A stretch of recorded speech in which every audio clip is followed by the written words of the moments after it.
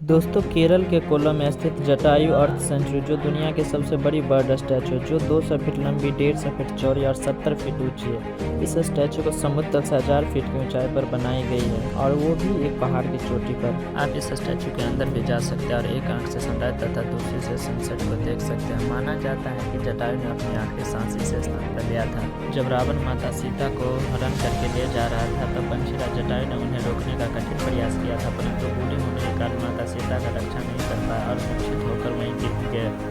और उन्होंने अपने प्राण तब तक नहीं त्यागा जब तक प्रभु श्री राम को सीता ने अपना प्राण बचाया।